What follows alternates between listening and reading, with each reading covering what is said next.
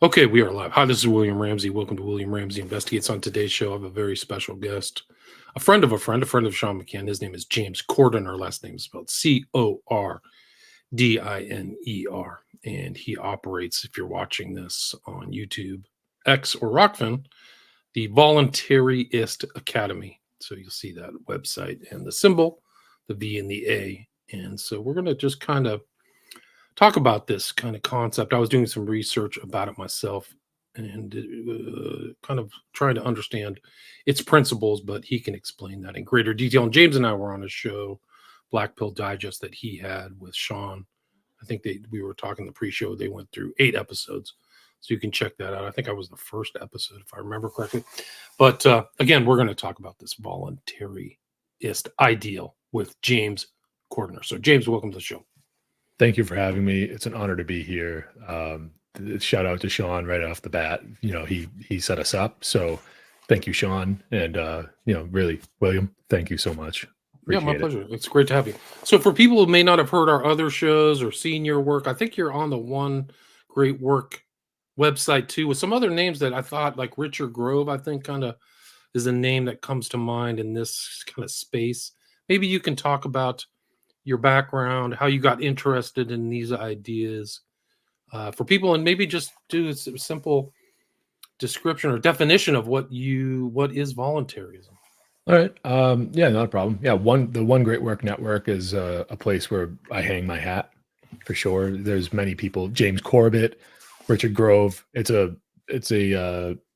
Mark Passio's like big time project that he's worked on for years to get it together and find the suitable means to actually produce it and make sure that there is a home for everybody that's talking about the principles of natural law and the ideals of liberty, and really trying to make sure that there's a home for people like that to carry on the torch, make it easy to find everyone that is speaking out about natural law and the topics surrounding it. So very grateful for that. And a lot of brilliant people on there. Sean and I are on there.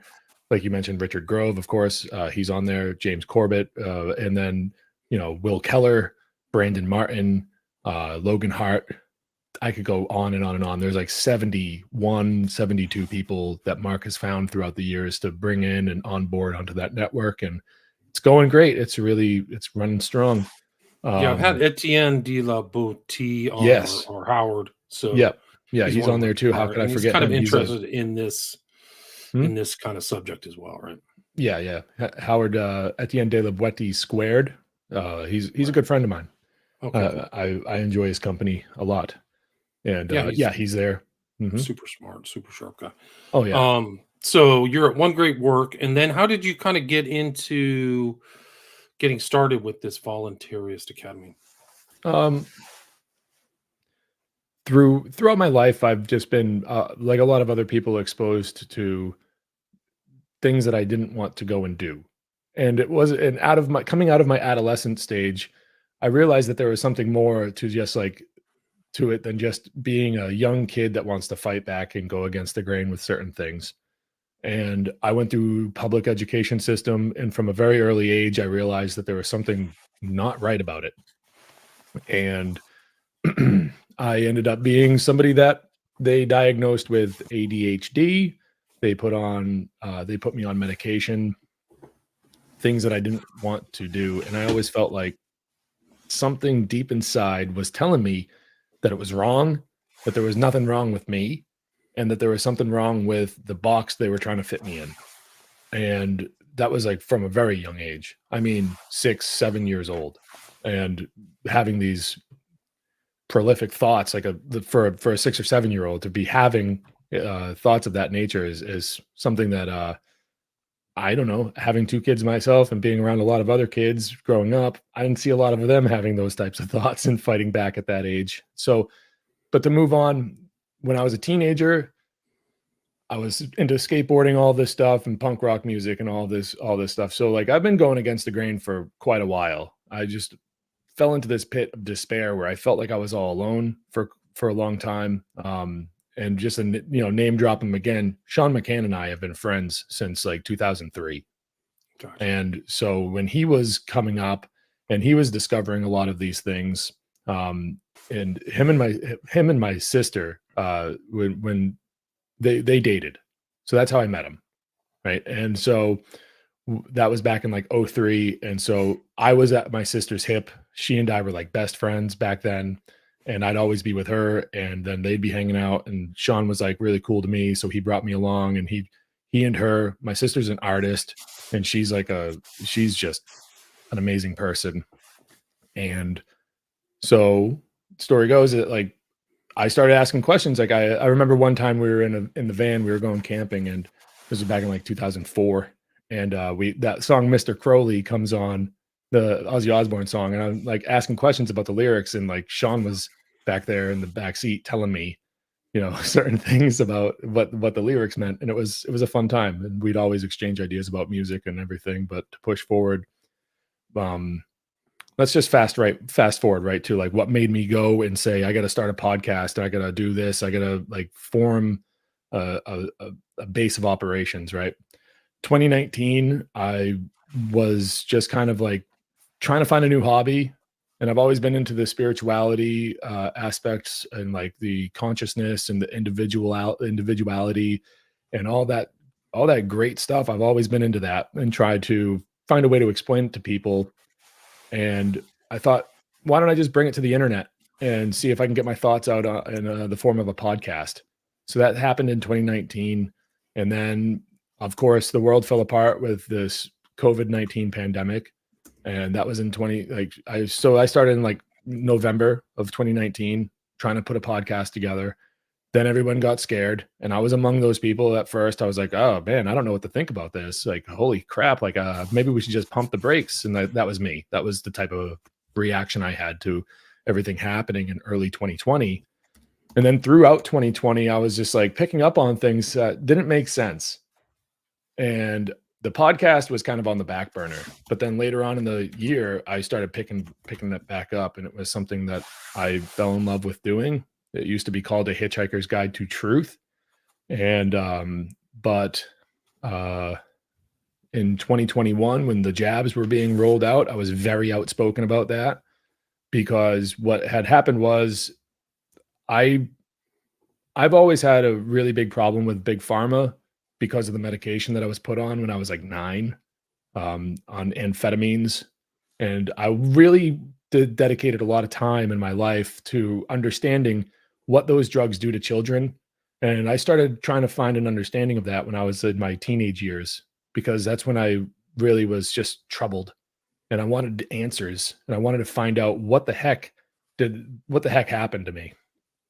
And so I started looking into it, and it took me a long time because I had other interests and everything, but I always in my heart wanted to know what the heck that stuff was all about. And I knew it was wrong. Something about big pharma just seemed off. I don't mind. I'm not saying that that like some sort of medicine shouldn't exist. I'm not saying that no one needs it. I'm not saying that disorders don't exist. I'm not saying anything like that. I'm just simply saying that um, I believe, and I think I don't believe it. I think that the masses amounts of diagnosed children, they're just diagnosed to make them shut up and sit down, to sit them down in the schools and fit them in a box that they otherwise don't need to be fit in. I've had a vendetta against the public school system since I found out that it was the teachers that convinced my mom to give consent on my behalf to the doctors to put me on the medication. And ever since I found that out, I've been like, I've had a really big middle finger up toward the public education system in this country. And that energy turned into me trying to figure out where the heck did they get that power. And then from there, I've just kind of really tried to break out on my own and try to figure out if I could share that with the world. So this past year, what I've done is I've reformulated my podcast. I've kind of broke it up, put it back together, and now it's called Voluntaryist Academy. And it's very fresh, and there's not really a lot of content on the YouTube page or channel rather at the moment, but I've got some things in store. So why voluntarism? Like what is voluntarism? I can read it right from the homepage of my website. I've got it pulled up here, and it's also on our screen here for the people watching. Um, Voluntaryism is the social philosophy that all forms of human association should be voluntary and based on the non-aggression principle. We can call that the NAP. I'll call it the NAP. Okay. The non-aggression principle that posits that any initiation of violence on peaceful people is illegitimate no matter what the outcome, but allows for the use of force in self-defense or to protect property. In other words, the proposition that interactions in which both parties consent are universally preferable to interactions in which one party coerces the other. And voluntarism is the moral position which maintains that no peaceful person can justly be submitted to the control of others in the absence of his or her own consent. And so back to the stream of thought when it comes to the big pharma and my need to kind of break down what I'm really trying to say and what sparked my interest in making sure that the world has one more person in it talking about this. Right. They can create as much medicine as they want. They can do that. Go right ahead. We can have problems with taxation. We can go down that rabbit hole. We can have problems with whatever. But my major focus is go ahead, create it. Don't try to force me to take it. Right. Don't That's a come out huge and issue because say that's that, exactly what happened over yeah. COVID. And that's what Mandates, made me force. go, oh my God, this is really messed up. I don't know if the sickness is real. I don't know if the jabs will work, but I know that they're not allowed to make me take this stuff. I know that that is not acceptable. So I have to do something about it. What can I do? I can obviously fight back as much as I can. We were told that maybe we would be forced to get it to keep our jobs. I told the owner of the company that I work for straight up, if you try to do that to me, you will have one less employee. I will walk away immediately. My children, I told my wife and I, we did not allow anyone to convince us that our children needed it and that we needed it. So that's how I feel about that. And that was the major driver behind me learning about anarchism and taking it more seriously and learning more about voluntarism because of how important it is to understand that I own myself. This body is my own. It's really some of the only property that I have been granted by the universe itself. I was born with it and no one else can own it. I'm no one's slave. And everything that I just said about my own body applies to you, William. You own yourself. All the viewers of this, you own yourself, period. You don't own anyone else. And no one else owns you. I'm not allowed to make you do stuff. And I would like it if you returned the courtesy, because if you choose not to return that courtesy, I will defend myself. And that's that. And I Right. But so promise. voluntarism Go ahead. voluntarism isn't some kind of like lay down. It's just that a mutual agreement between parties to not cross boundaries or autonomies or things like that, or property as well. So it's Mhm. your physical body, but also your what you own as well. Is that Well, correct? all of our rights stem from property rights. Every single right that we ever could have all stems from property rights. What you can and cannot, or what you do and do not rightfully possess or own. And the only way for you to rightfully possess or own something is for you to first have acquired it by not initiating harm in order to acquire that possession. Right. And Right. I didn't initiate it. So the peaceful transaction of goods and property between people contracting voluntarily with one another, and that's how we gain property and exchange it. So when we're talking about, how do we peacefully coexist, that's it. And we avoid doing things that are considered theft, and that's how we live peacefully. The every excuse that anyone's ever made for statism, those excuses revolve around fear of somebody else stealing the first person's property. And that's how I view it.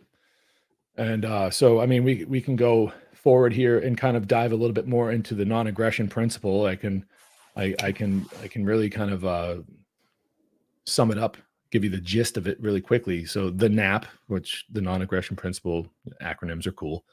The NAP is an ethical and moral principle that asserts that aggression is inherently immoral and illegitimate. Aggression is defined as the initiation of physical force against persons or property, the threat of such, or fraud upon persons or their property.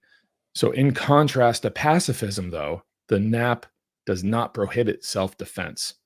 So, and then to wrap it up, the fact that governments and their hired mercenaries, which are the military and the police, they routinely violate the NAP, and that proves that they are immoral and their authority is illegitimate. So, the people that we rely on to allegedly keep us safe and to protect our rights on a daily basis, they violate our rights. They do that every single day. Every time you pay taxes, every time you register your car, every time you get an inspection sticker, whatever you call that little sticker that says that your car is safe. I know that there's different names for it all over the place, but every time those things happen to you, every time the interest rate on the Federal Reserve notes goes up, every time these covert taxes affect your lives, it's the government doing it and not your neighbor, not, it's so that's who's causing the chaos in the world at the moment. Is the state? You think Yeah. it's the state, the American state? Well, I we're think it's taxed at people's what, compliance with the 50% state. rate, I think. We're What's that? taxed at a 50% rate, something like that overall. Mhm. Like, so how can you get all that money? It's basically a form of enslavement. If you give all that money to the state and the state doesn't give you anything of that benefit back, so-called you're keeping you safe while they bomb other countries. So we're in a kind of place where the capital S state is actually kind of anti-human and toxic to human life. It's not the opposite way where it's serving us. We're served to them, to the big state. And I mean, if you even extrapolate, like some of these guys have gotten in because of fraud and ballot fraud and stuff like that. So it's even more malevolent. Like these aren't even people you voted for. So Yeah, there's there's a got to be bunch of some other unelected way. officials through what could be called the deep state, the shadow government, whatever. When we talk about CEOs or presidents of companies like Monsanto, for instance, when they're done being the CEO or president of that company, they get a cushy job being, I don't know, the head of the FDA, appointed by the president. So they're not elected. Fauci was never elected, but yet look what he was able to do. But look what he was able to convince everybody of. The people at Pfizer, they were never elected, yet they're able to go and fund all the media that propagandized people into oblivion the last couple Just of years. constant Now people are lying. dying, Yeah. and they're going to continue Constantly. to die because of these things. They And just had a again, if it was 30-year-old. made, if Excuse me. Let's sorry, not talk at the same time. you got it. Let's not go there. Okay. Mhm. What? They just had a guy, 30-year-old Grayson Murray, 30-year-old golfer, just suddenly died. Should have been in prime health. Dead from all this stuff from the state. So it's not good. No.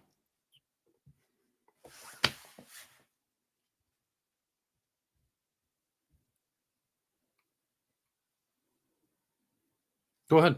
Oh, okay. I just didn't want to step on your toes again.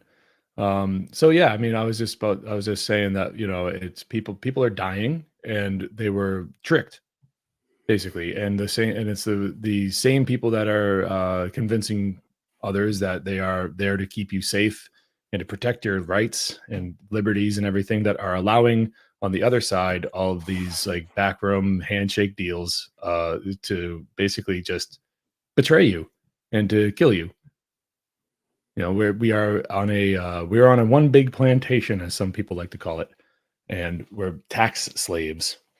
So with voluntarism, if we're able to kind of adopt this as a way to push forward, basically what we would be doing is we would be saying a big no thank you please to the government and saying we don't need you anymore. We are going to go around you and do things on our own and find a way to voluntarily live together instead of coercing each other and with threats of violence and all of this stuff in order to make others do things for us or on our behalf. We're going to respect others' property, and we're going to voluntarily, live together. And So that, go ahead. if you were president, what would you, if you instituted these voluntarist ideas, what would be your kind of program? Um, it's a little bit of a weird question because I would never, I would have to first put myself in how would I ever be president? Okay, Because the thing is that the let me thing re is that go ahead. what, Let me what brings rephrase the it. Let's say that you were creating an ideal society. You didn't run for any political office, but you wanted to institute these ideas across the population. How would you do it, and what would be your approach? well, the only way that I could ever really do anything is to first just be a power of example and to live according to the principles of natural law and show others firsthand just what kind of success can be lived by living according to those principles. And when they ask me, "Geez, you seem happy. Geez, you seem like you're having a very successful life. How'd you do it?" And I can tell them, and then hope to God and keep my fingers crossed that they would try to live a more voluntary life and try to not step on other people in order to climb some fake ladder that doesn't actually really exist other than as a kind of like a construct. It's not real. So I mean, what's real is our interactions with one another and how we affect, like how I affect my neighbor. That's real, not the corporate gigs and that stuff. Like that's not. I mean, yeah, you can go to the place, you can go to the building, you can have the job, but like that's not life. That's not reality. That's something made up to keep some economic wheel turning. It's so there's not really anything I could really do because I wouldn't be able to force anything upon anybody. Otherwise, I'd be violating the very principles that I am saying that I live by. So, in order to not be a hypocrite, I kind of just have to show people how far you can get by being a peaceful person. But then again, I'd have to also show people what happens when you try to come and steal from me, and then that's where some trouble can start. And the problem is that like when it comes to politics and stuff like that, um, you can't you can't really devote yourself to uh, like politics and everything and be a member of that class of people and remain faithful to these principles at the same time. You just can't do it.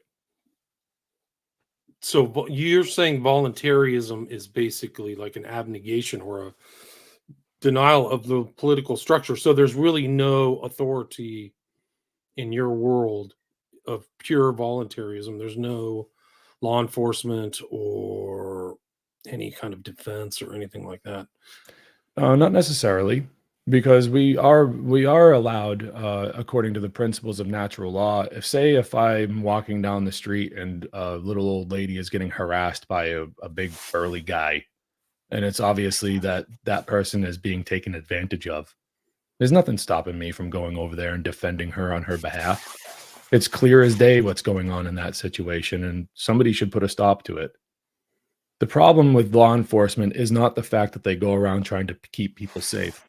The problem with law enforcement is that they swear an oath to enforce any law that is passed by the government, and that could include a law that is a clear violation of our human rights that are given to us by God, not by any constitution or political scribbles. So that's the problem with them. Now, if they could find a way to adhere to natural law and go around and help the defenseless and make sure that the community is actually safe, then that would be one thing. But they, for a paycheck, violate our natural rights on a daily basis, and that's a fact. And that's evil. If you're doing that sort of thing for money, that's evil. If you're doing that sort of thing just cause, well, now you're a psychopath. So voluntarism, like if you started enacting these principles of voluntarism and NAP or things like that, then the state, like in our current system, Mhm. the practical reality, its state is still there asking for taxes and money. Mhm. So how do you see through your principles of natural law or voluntarism, is that a solution, or how do you get out? Because if you stop paying your taxes, like then you're going to jail in the United States. I don't recommend that at all. Yeah, I wouldn't want to go to jail or prison in the United States for sure. It's like the world's largest penal colony, for sure.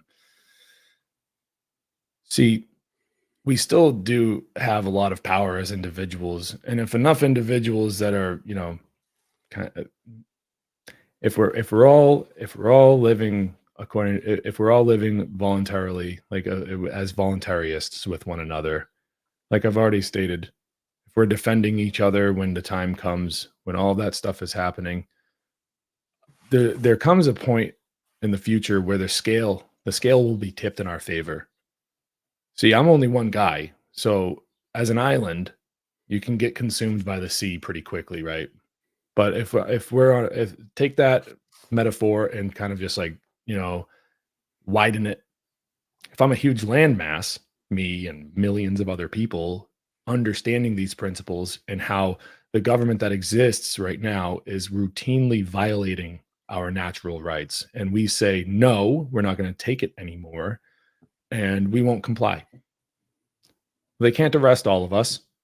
They can try, but eventually that's going to lead to something that no one wants to see, right? No one wants that.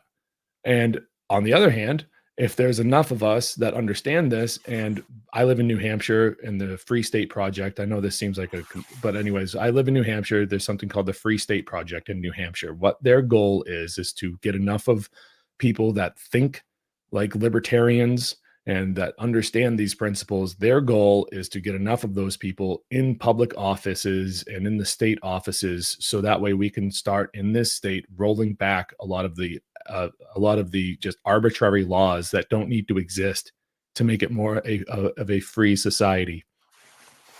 When it comes down to defense of any sort of nation, because this won't happen all over the world, I don't suspect that it would, not in our lifetimes, but there's nothing wrong with having there's nothing wrong with having a large group of people all gathering around like a militia, like back in the day when we had Minutemen and anything like that.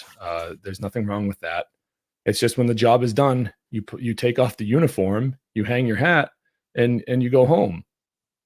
There's no need for a standing army. You see, so when it comes to defense, like that's how you handle it. You don't get paid through taxation.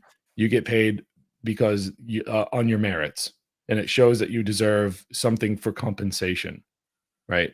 Lysander Spooner said that, and he was an anarchist from Boston back in the late 19th century, mid 19th century. He lived through the Civil War, and he wrote a lot about the things that he saw the federal government doing to the South during that time period. And he is a very big inspiration for many modern day anarchists and voluntarists and libertarians. So one of the things that he said in his essay on natural law was that what is the whole, and I'm going to paraphrase. He's basically saying, what is the point? What's the point of living? Well, the point of living is to live honestly and to give every man his due. And if you're living honestly and you're giving every man his due, well, you're not going to be treading on his natural rights, because that's what he's due. He's due a happy life free from harm. That's what every man is due. Every person is due that. And we don't have the right to go and stop that from happening.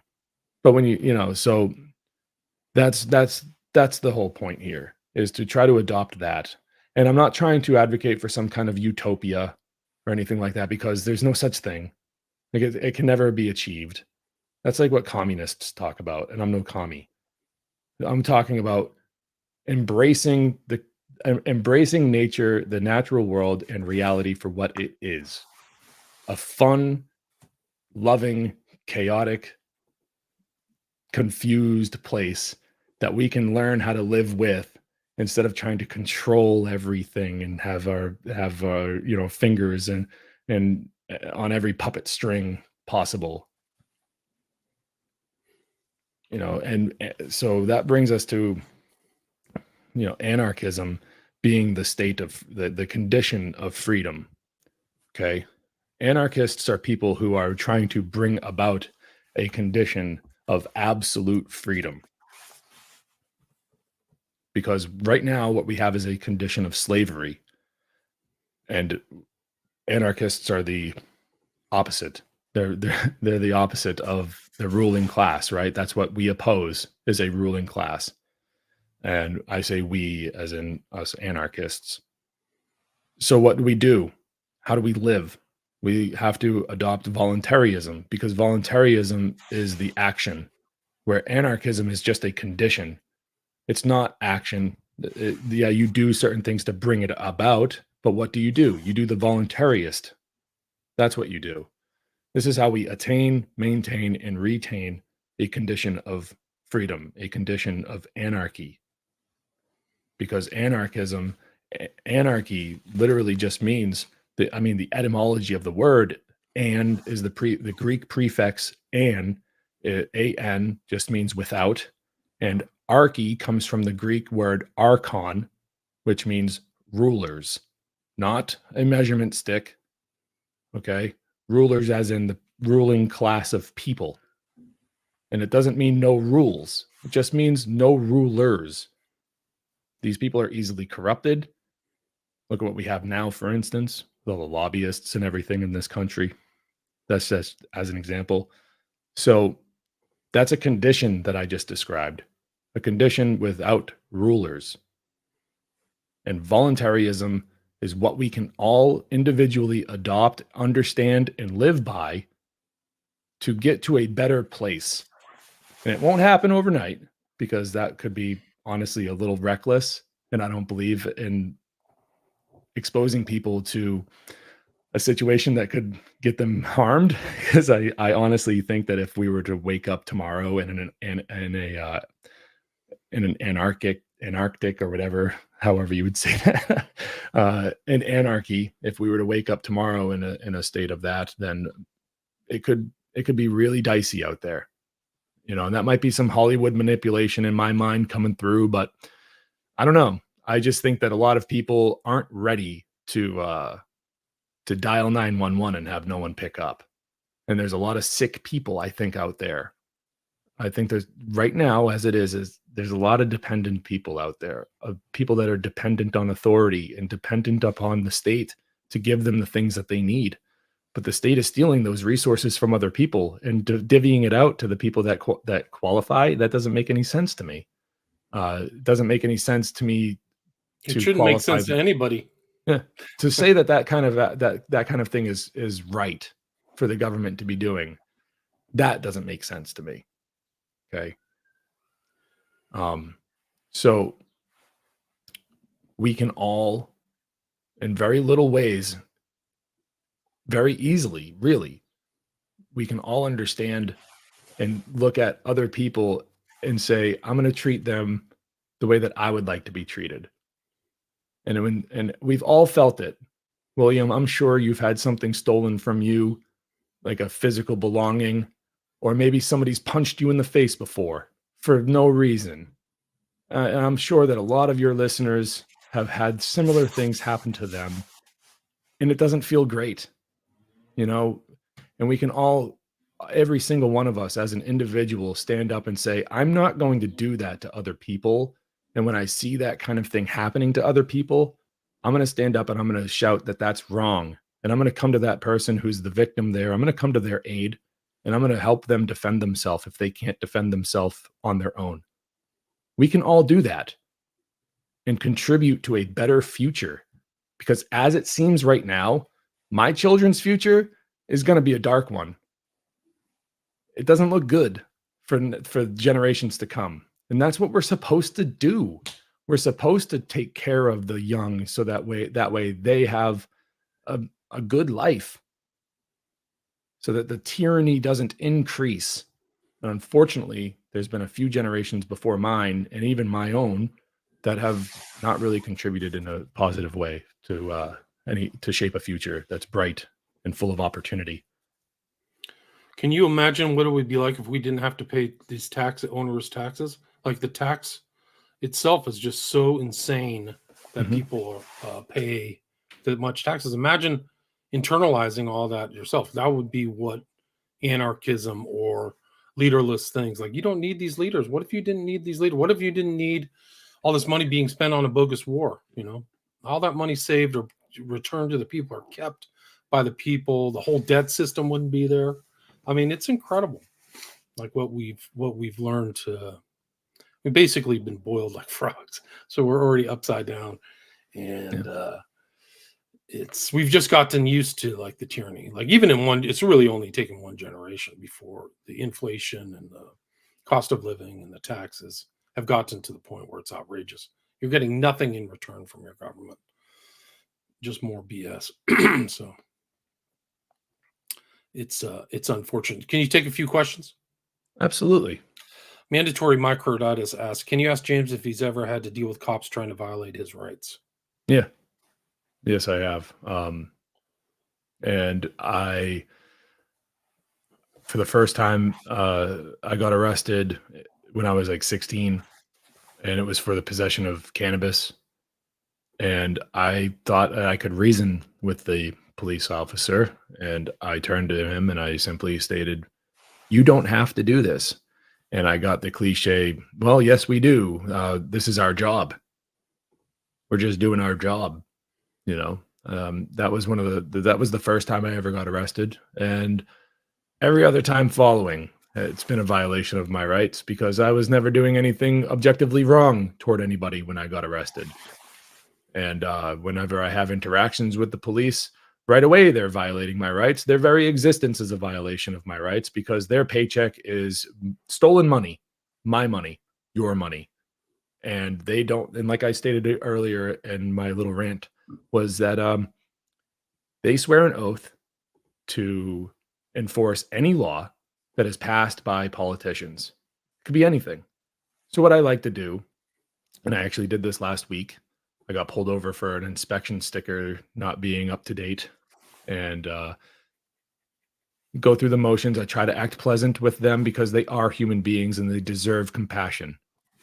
I know it sounds very weird to hear me say the one thing following and then follow up with that, but they are human beings. They do deserve compassion. They are, for the most part, well-intentioned people who got taken advantage of and got tricked into being these people. And they wanted to protect their communities. And that's what I see largely police officers being. But now they have to do this for a paycheck. And that's exactly the answer I get most of the time when I ask one question to police is, if the government ever passed a law that was a clear violation of human rights, would you enforce it or would you walk away and not do this job anymore? And most of the time when I ask that, I get a big, well, I guess it depends on the law. And I have a family to feed. These types of things is what I get as a response to that question. When it should just be a clear and simple, no, I wouldn't enforce that law. So I hope that answers that watcher's question. Yeah, that's mandatory myocarditis. Dilligaff asked, what's going to replace voting? So you saying that even under anarchism or voluntarism, there's just really nothing. There's no authority at all. There's no overarching law courts or law enforcement or anything like that. Is that correct? Not in the way of what we have now.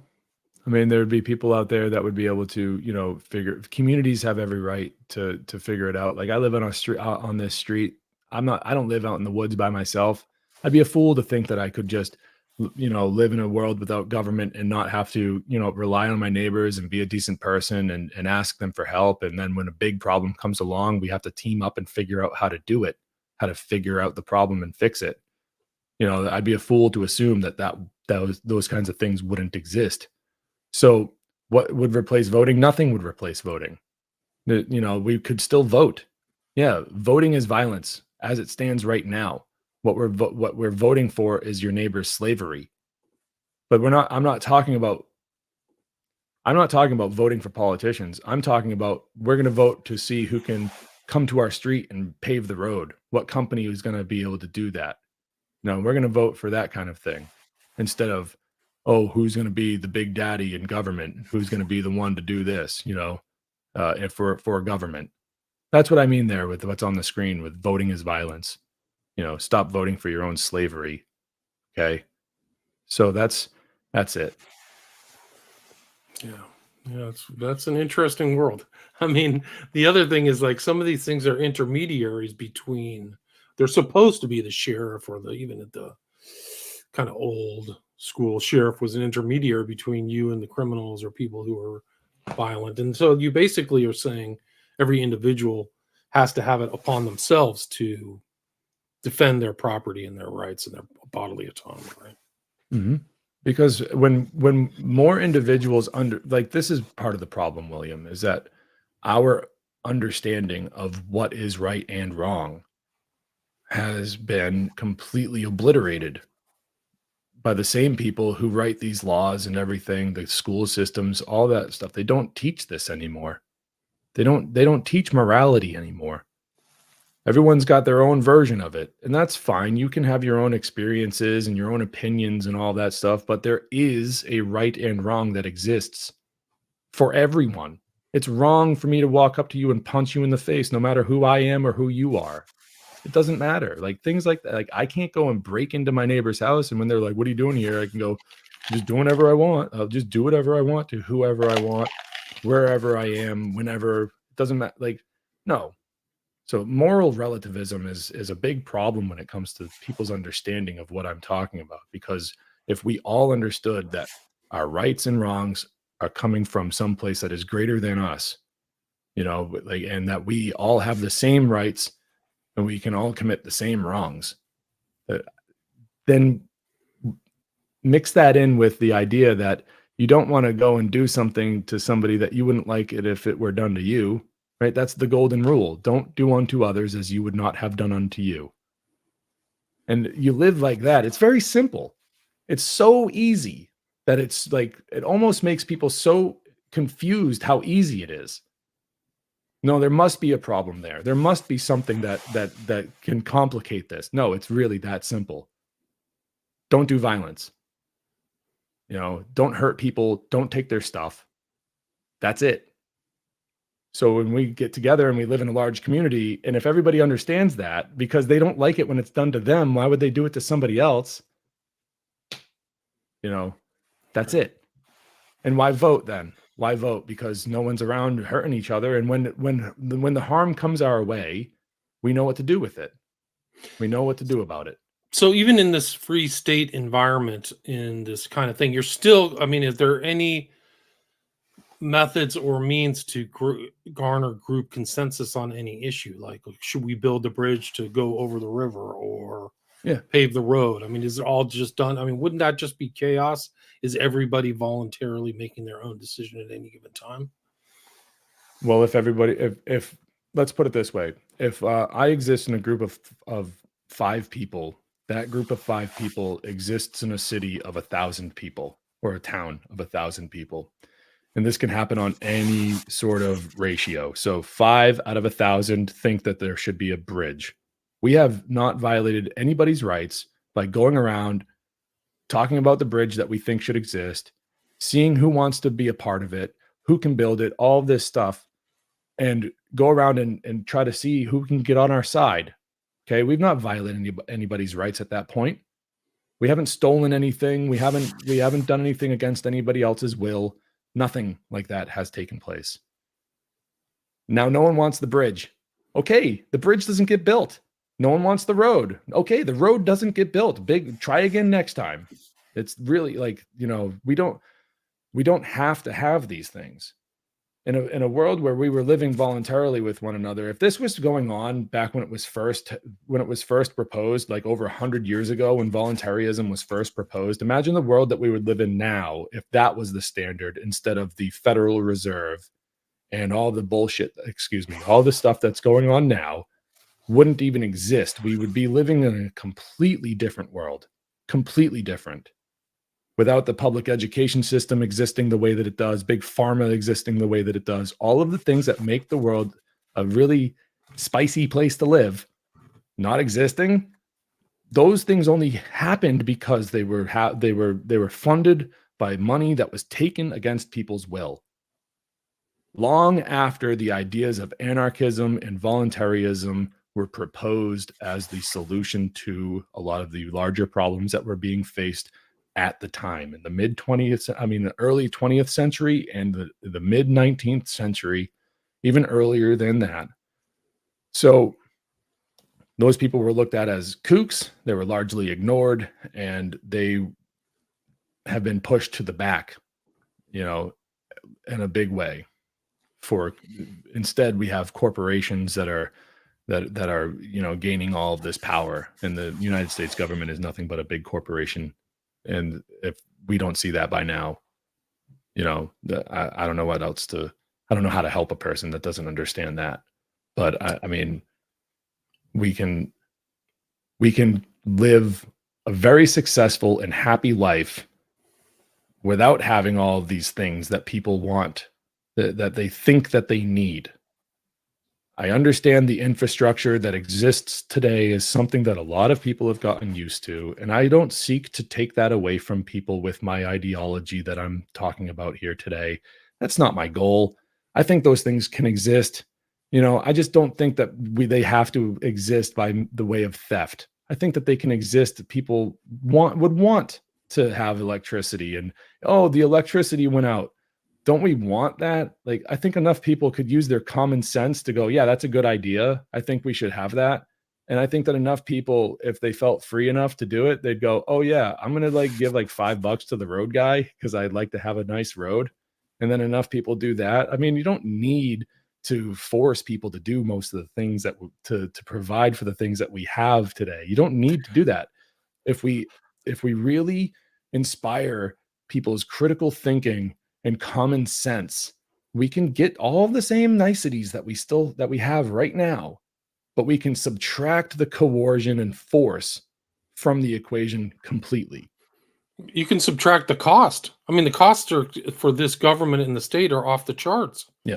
I mean, on each person, it's basically you're carrying these corrupt criminals. They're literally criminals. Mm-hmm. And they're stealing from you and then taking that money and kind of transmogrifying it into their own benefit, whether that's inside trading or just outright theft or backhanded deals or stuff. So it's really incredible. And a perfect example of voluntarism is that these roads are so poorly done. We're building a country 7,000 miles away called Ukraine, which is possibly the stupidest adventure in human history, not just American history. It's obviously a foreign policy boondoggle, but it might be one of the stupidest things ever done in human history.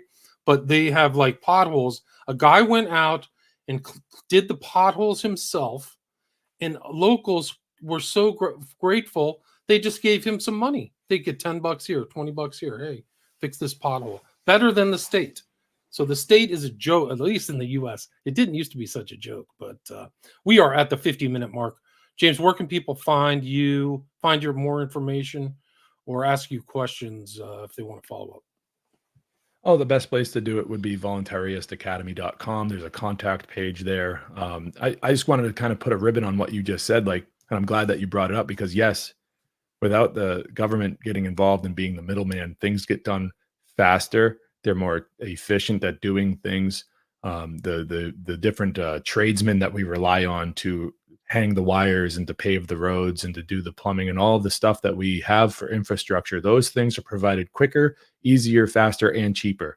We live in a world that has the ability to be self-organizing, and we just need to not try to control people. But yeah, voluntaristacademy.com. There's a contact page there. You can reach out, tell me what you think. Compliments, criticisms, all that stuff are welcome. It's just the way of the world. And so then I'm on YouTube as well. I got a few videos posted there on the Voluntarist Academy channel. And anybody that comes over there, please enjoy the content. My goal is is to really work toward uncovering the public education system for what it really is. And the way that I'm going to do that is just by I'm going to be creating basically audio books out of some of the things that I can't find audiobook versions of. So I'm like, all right, I'm just going to do it myself then, whatever, and try to share the information with the world as to, where my care really is to really expose the public education system for what it really is. It's an indoctrination camp. It's a slave factory. That's what it is. And it's they by way of mind control is what they do. So with a couple generations down the road, if we can really kind of reform or get the kids out of the public education system, reform it into something else, convince the good teachers to be private and to be entrepreneurs and to like break free from the system, we can take the power back relatively quickly, and we can create a couple generations down the road, we can have real liberty again. There was a time in this country where it did exist, and we can get back to that, and it can work for everybody. But it's going to take a little bit of hard work, a little bit of sacrifice, and a lot of responsibility in order to make sure that we can get back to that place while maintaining all of the nice things that we have today that are, somewhat unnecessary. Yeah, that's one way to put it. And it's James Cordiner of the Voluntaryist Academy, and I'll put a link to his website in the show notes. Thanks so much for your time, James. Thank you, William.